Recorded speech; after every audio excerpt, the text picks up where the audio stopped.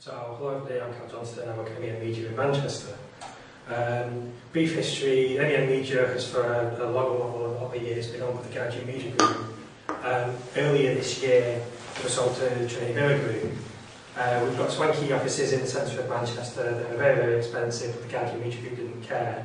Trinity Mirror, cutting costs, have got a great big warehouse with a bunch of offices in the outskirts of Manchester in Oldham that isn't moved, so we're being moved out to Oldham in about 3 or 4 weeks. One of the things that we've got at the moment with the network architecture is we've got stuff on 2 sides. So we've got stuff at the ISP, which is typical web hosting, firewalled off. It's our main hosting site. It's got our main primary Catalyst Perl, MySQL, everything else platform that we run on. The idea is that should the offices burn down, the websites will still be up and running, and you can read the news about our offices burning down on our website. So that operates in isolation, and we've got all of our critical sites, so that's the newspaper websites and all the ones that we've identified as critical or redundant, usual kind of stuff, nothing particularly special. In the offices, we've got split, we've got some stuff in the DMZ and some stuff in the LAN, on the LAN itself. The actual CMS is the main thing that's actually used for journalists to update the website, made by staff. We also have some secondary sites and things like that. For historical reasons, things like the CMS, the web stats system and various other things were all in the DMZ because they were all external facing. So we used to have external customers that would access them. Historically, journalists would just log in over the web, type the URL in edit systems and things like that. So we've got a lot of stuff in the DMZ.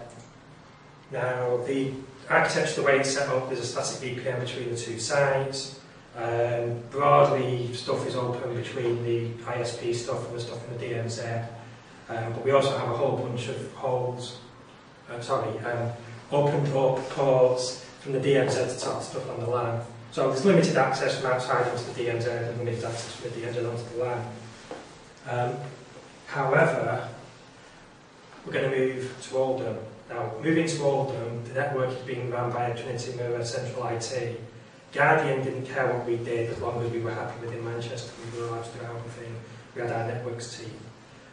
With Central IT, if Trinity Mirror run all of the networks, all of the sites, so it's all completely centrally managed. The actual LAN will have no direct net access. Everything is done through links to the sites. So we'll have a gigabit link to Birmingham, and Birmingham they've got proxies and everything for actual net access. So we don't actually have an internet connection. We've only got private connections to the sites. So we're faced with the idea that, first of all, we can't have anything that's externally facing anymore in the Manchester office. It all have to go off to Birmingham, which is where they host externally facing stuff. Didn't sit too well because we've got kit that's going back for 6 or 7 years, and even the idea of lifting it up and moving it to Oldham has got us a bit, is it going to work when it gets there? It needs kicking every now and again and things like that. It's old. I mean, it's at the age where bearings are wearing out on fans and we need to replace that and things like that. So we're not particularly enamoured with the fact that it's going to be, whatever it is, 2 hours down the road in Birmingham every time we need to go and do hardware stuff. Because this is essentially LAN stuff that users use all the day. So we also have the other requirement is a lot more strict on access between zones. Now the actual idea of allowing anything even onto a DMZ was a bit, well, we don't really do that. The only thing that actually comes onto the network is email. But I actually said nothing came onto the email network. When I said, well, what do you do about email? They went, oh, that's the exception. So all of the websites and everything else, anything else that needs to be accessed from outside, is generally run through their ISP, which is actually seems to be the same ISP. So there's a lot of debate about opening ports, exposing services, and things like that. So what I had to do was give them, basically present, document, this is everything that we've got, this is how it all interlinks, this is how all the connections work. So the obvious thing is you think, all right, oh yeah, we'll open up a document, we'll do a great big document, here you go, here's all the services, and here's a great big list. But the thing is, it gets very hard to show the relationships between services and servers. Because we've got things like, we've got replicated databases, you've got some services that speak to some databases in some places, but that database is also replicated to another server in another DMZ. We have replication between the ISP and the offices with the data in two places. So it's showing those relationships that my SQL database needs to replicate to there, but you've got a service over here that also needs to speak to. So showing it all, figured that doing a list would work, so I wanted to do some kind of diagram. So I had to look at dia because typically, you know, it's how you do it in video, they're not going to pay me for a copy of Visio just to do this. So I had to look at dia as an open source. And yeah, it's got the tools, and yes, and imagine for Visio would have been the same for a lot of diagrams, it's alright. But I spent a little bit of time doing it, and it's basically, I discovered that after spending about half an hour, I was drawing boxes on things, drawing arrows between them, and then having to move everything about, and spending more time. So I was spending more time doing the diagram than I was actually getting the information in there. And I was more concerned about getting the information. So I thought, well, I don't really want to be drawing a diagram. If I want to draw a diagram, I'll get a pen and paper, and I can probably do it quicker like that. So what I really want is something where I can just feed in my data and draw a diagram. So a bit of digging around, so came across Graphiz.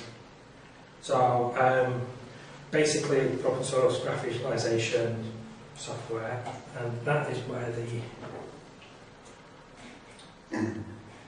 slides end. So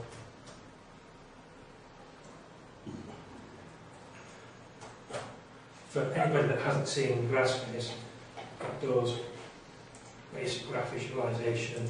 So what you do is, up here at the top, that's a graph, and it then automatically generates and places the points, draws your arrows between it.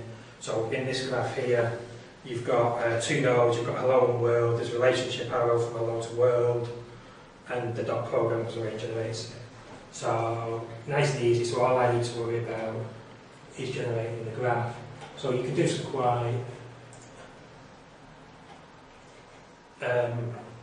more interesting things. So you can do subgraphs here, which is defining the boxes, and then actually do more. So I thought, yeah, this is great. Okay, dig CPAN. Go have a look on CPAN. There is an interface, there is a graph, this module on CPAN. Had a bit of a play with it, having kind of done starting to get going and things like that. I figured that I was going to end up writing more Perl code than actually just writing the Graphiz language itself. The other thing that I realised was the module as it was on CPAN was a few versions behind and didn't support all of the features in the latest Graphiz. So, me, deadline, 2 days to do this. We're due to go off down to London to touch my team, show them, here you go, this is our network architecture. I haven't got time to be fixing CPAN modules in this case, so I went straight to the dot language and actually started writing the graph. So, went in, started plugging things in, and that's missing. Sorry.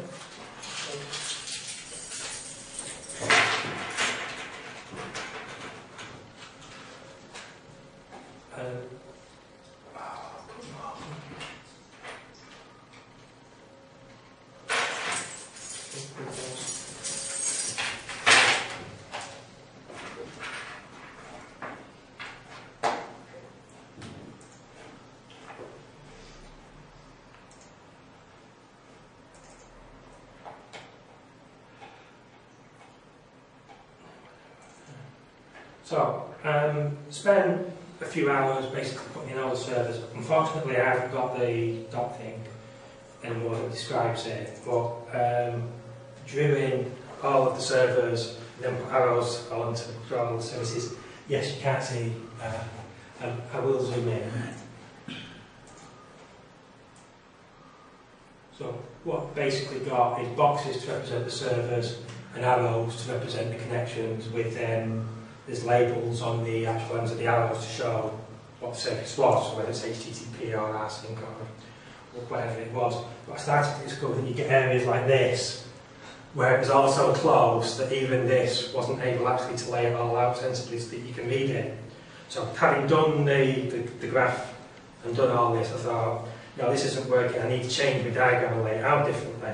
And I thought, hang on, this is stupid, because what I'm doing is basically I'm playing with text, and what I'm probably going to end up doing is rendering some different views. So I need something where I can feed some data in, and then generate this dot thing, and then feed it out to the graph these command lines to actually generate the graphs.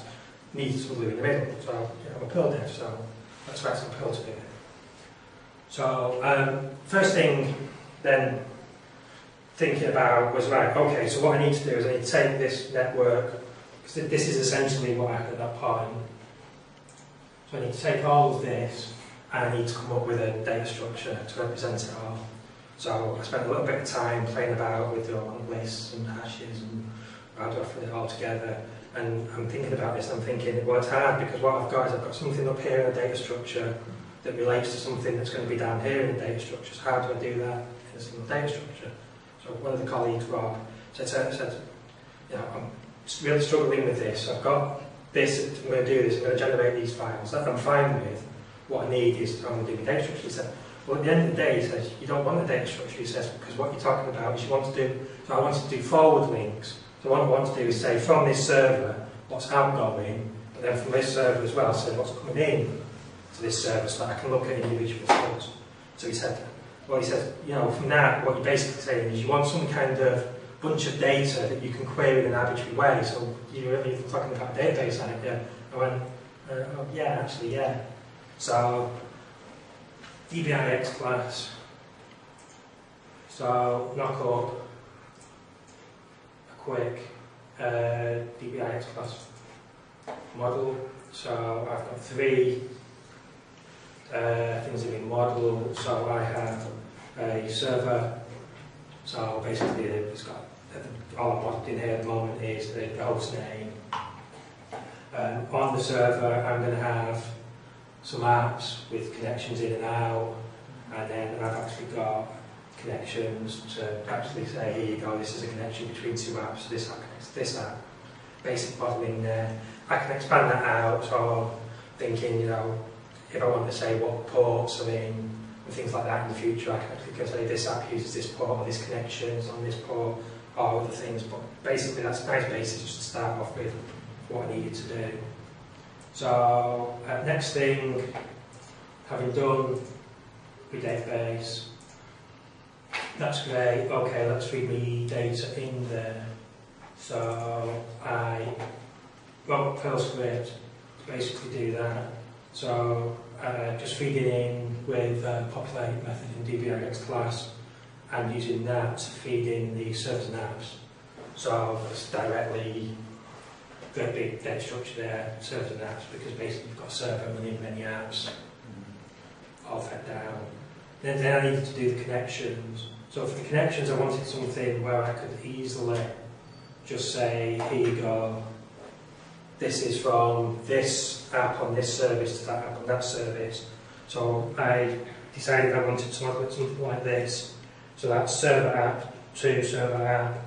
So basically there's a great big list.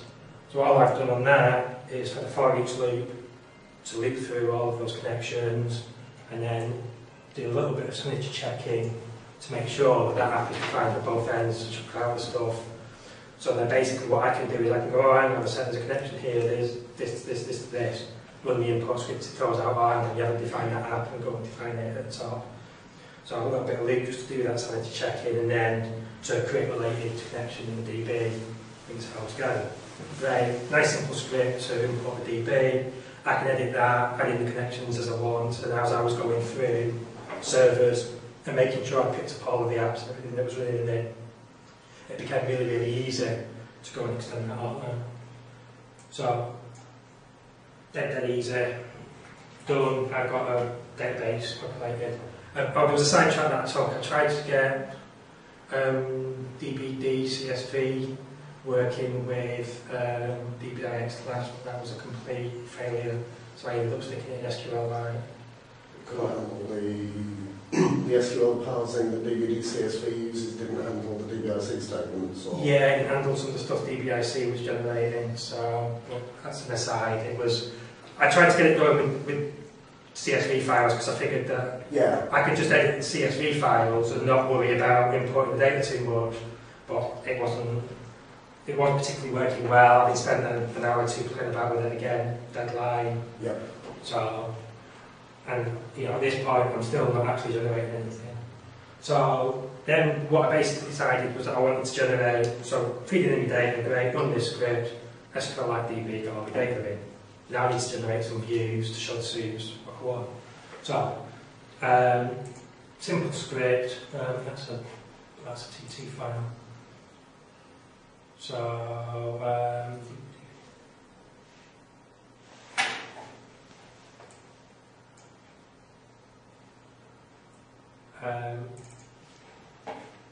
so a simple script, connects to DB, this is generating a diagram for every server that I've got defined in the database, this particular script. So I did a bunch of diagrams. I did one somewhere that does the whole network somewhere. Again, still practical. I did this one, which then basically does all. So it goes to the DB, pulls back all the servers for each server, then draws the apps, and then defines a graph that's basically got all of the other servers that connect to it by the app connections. So it works out all the connections, going out and going in, puts all the maps and all of the servers on into the graph. I'm feeding straight into Dart, so I'm opening a pipe to Dart in there, so feeding straight into Dart, which is the graphics command line, and telling Dart to generate straight to PNG, so I'm not fiddling about with intermediate files. The actual, to actually generate the text, I'm essentially using TT, because I can do text replacement, so feeding data into TT and then getting TT to do what it does, because it's essentially templating. So you run that, and so per server connection 1, and I got a whole bunch of PNGs like these. So essentially for every server on the network, I've got a graph. So the particular thing that I'm looking at that I've defined is in the middle. So say taking that, the server I'm interested in is Frodo, it's got a connection going out to the MySQL DB, it's got email coming in, it's got a connection going out for emails to this server. And we do a backup from that server, so that basically isolates what that server's doing. So I took a whole bunch of these, one for every server that I've got defined in my database, took them all down, put them up on the screen. They're network guys, not the directors and things. Oh, very, very impressive, great, visualise instantly exactly where all your network is. Using colours to highlight, so we've got red is like in world, public stuff, green being LAN stuff, so instantly see. But then because I had the stuff in the DB, I could also go, well, hang on a sec, now I've got all the stuff in the DB and I can query it properly, rather than trying to do every single server when a whole bunch of them are only internal and they're only going to speak to each other internally. Well, what I can actually do is I can actually go, well, hang on, let the thingy do the work, go away and work out everything that's got unsecure connections, it's got connections that are going to need firewall ports opening. So assuming that everything on the line can speak to everything in a DMZ, and everything in a DMZ can speak to the internet, and there's nothing contentious in that, because that's all outgoing. So fine, what I'm interested in is the contention stuff, so it's the stuff from the outside world, onto some recontrol, something from a DMZ, maybe back onto a LAN, which is the red arrows in the diagram. So I could knock up a little bit of the script to actually do that. So this is the two more secure. Again, simple loop through the DB, go through all the data, look for anything that's got a less secure line, pull it all out, feed it in and do a diagram. So I can actually start off with two more secure here. And when you actually look at that, when you start going, well, we've got 20, 30 servers that we need to consider, and then when you get that, and you get, well, actually, no, we've reduced it to this, and this is the problem area that we're looking at, and we don't need to worry about all those other things. So that, for me, focused, when I went down to do the presentation and say, here you go, these are the things that we need to think about. Are we happy with these? What are the solutions? So, generated all that. Network connections, I think, and so I think I did the big one, which was the everything, which was that one in the end, which again is still... Yeah, but you want that kind of thing just to scare people. Yeah, and that literally, that was where I started, and this is, there you go, this is our architecture for online. It's funny, the comment I had when I said that, I said every time I've ever seen like an entity relationship diagram or anything that looks scary, it's always been created to scare some manager into, look, this is very complicated what we do. It's always pinned up on a notice board somewhere, look, we do difficult stuff. Absolutely. There it is. I mean, yeah, as an aside, we did, we had a project City Live, the website City Live a few years ago, which was got a reasonably large DB schema to map it all out, and we used some of the tools in DBIC to generate a PNG of the schema, so basically as a thing that could possibly be printed out. The trouble was that we couldn't print it out because we couldn't find a program that would open the PNG because it's that big. it's 20,000 pixels square or something like that. It's ridiculous, and I've not got it here, but we worked out that to actually print a readable thing, we would be needing about 8 sheets of A3 paper stuck together to actually pin it on the wall. At that point, it became a bit of a moot point, and it was just accepted it was a big... The SQL translated graph, isn't it? It doesn't do that badly, though. I'm guessing that's what we'd have been doing. We'd have been doing that, but I mean, it was possibly an early version of that or something, but I can't remember what we used, but I've still got PNG in my computer. 2 years ago. If you did it through DBIX class, you would use the SQLT graph as a meta. Yeah. Because that's the standard way of doing it, because the deploy code already has the ability to turn a DBIX class schema into an SQL translator schema, at which point SQL translator has a graphics producer. Right. So that's the common way of doing it. So that would be what we did. So I said it was amusing that we generated the graph, and it was that will end up being ridiculous as does this one. So how many tables did you have? How many tables did you have in that data? Well, 60 maybe. So there's a whole load of interrelationships between it all. Right. I think it's the relationships that start. The main graph is going. Yeah, it was when you turn that across the main, so you'd end up with a table, you'd end up with a cluster, and then you'd end up with like a table sort of over there somewhere, so that all the lines could fit in. Spider baby! Yeah, I mean, that, to be fair, is what that looks like, because that's all your servers in there are all relatively spaced out. It's allocating enough space to put all the lines in with the labels on the lines. So anyway, so generated all this, went down to London, went to the IT people and said, right, here you go, went through it all, there you go, here's the whole thing, but here you go, this is the stuff you need to focus on, service by service, went through it all. Basically I said, yeah, fine. After all of that, although we were quite squared at the beginning, that you said that you had services all over the place, we could see it's actually quite good. We actually also agreed a few changes. What we have done is a lot of the stuff that was in the DMZ in Manchester has actually moved onto the LAN. We've closed off external access because it was for more historical reasons.